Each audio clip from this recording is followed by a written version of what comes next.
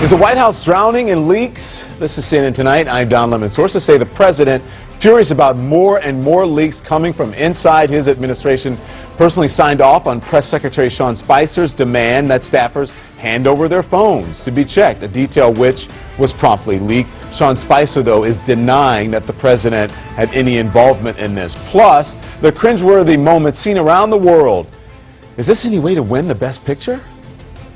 I'm sorry. No, there's a mistake. Moonlight, you guys won Best Picture. This is not a joke. This is not a joke. I'm afraid they read the wrong thing. Wow. Well, let's get right to the Trump administration's war on leaks. So CNN senior White House correspondent Jeff Zeleny has more. Jeff?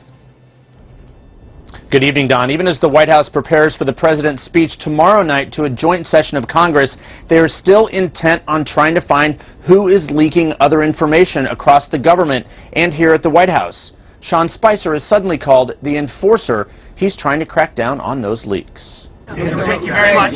The job of White House Press Secretary Sean Spicer increasingly includes being President Trump's enforcer. We did our job. He's leading a crackdown on leaks inside the White House, going as far as launching a random check of staffers' phones during an emergency meeting last week to see if they were sharing information by text or email, or using encrypted apps to do so. The White House counsel's office authorized these checks, and CNN has learned President Trump directly signed off on the move, eager to send a signal across the administration that he is furious at leaks during his first 5 weeks in office. Spicer also had the president's blessing last week, CNN has learned, from blocking reporters from several news organizations from a White House news briefing. I'm not going to discuss what we did internally. At his briefing today, Spicer would not directly say whether he asked the director of the CIA to help push back on news reports about alleged contacts between the Trump campaign and Russian intelligence operatives. Respectfully, I think it's interesting that I'm being asked what's appropriate when what we're doing is actually urging reporters to engage with subject matter experts who can corroborate whether or not something's accurate or not.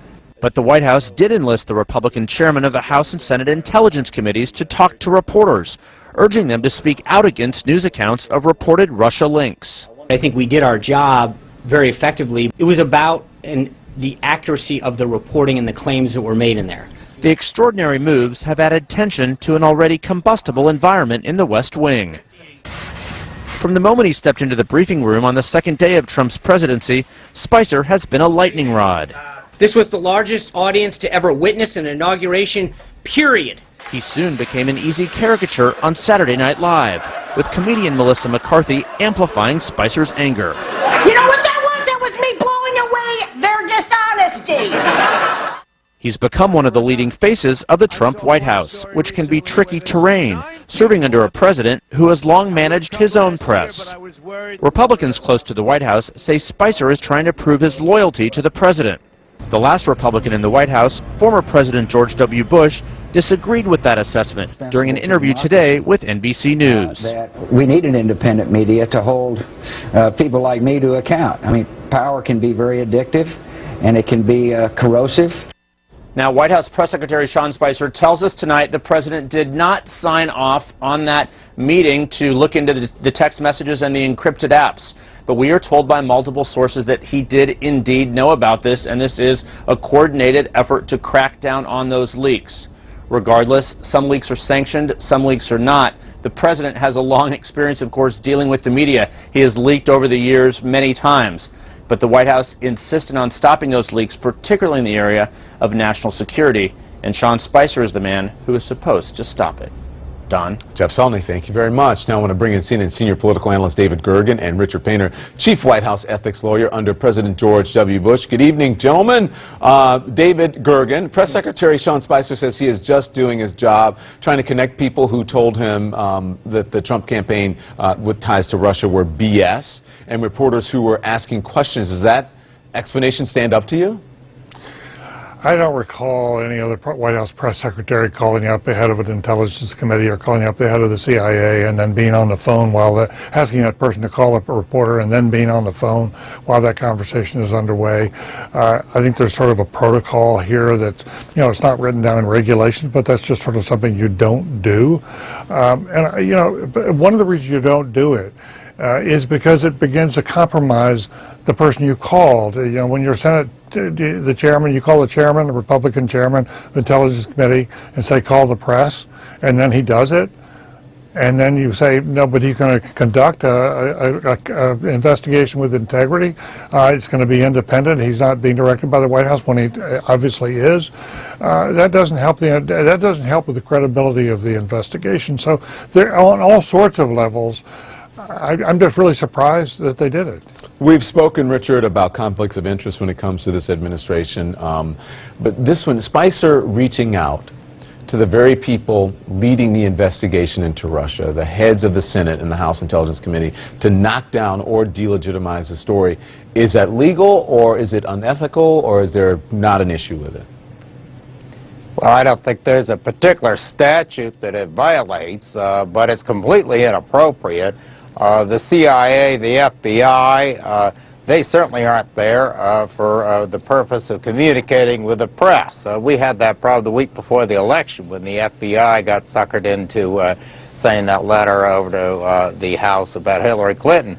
That's not the role of the FBI and the CIA. And the same thing with respect to the House of Representatives and the Senate.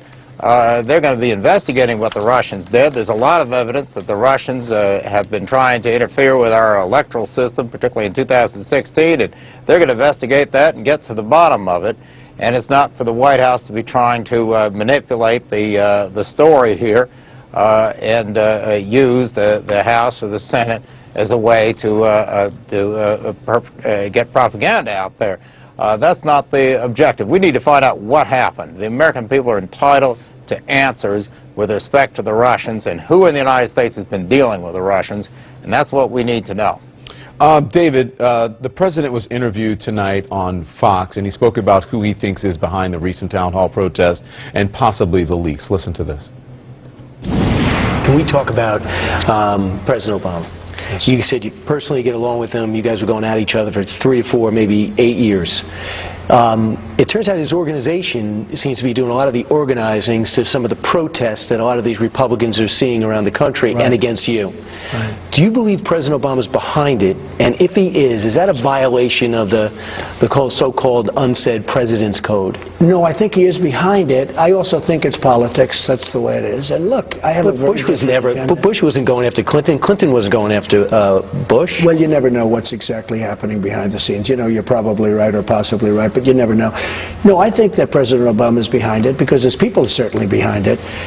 And some of the leaks possibly come from that group. You know, some of the leaks, which are really very serious leaks because they're very bad in terms of national security.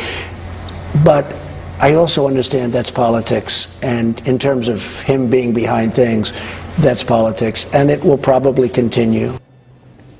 The former president is behind it, David?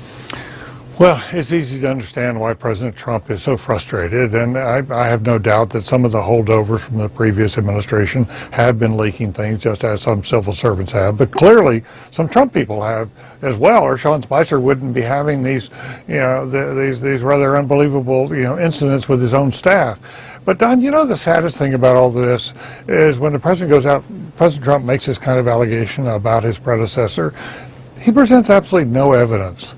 We just don't know what to believe when we're into a never land here.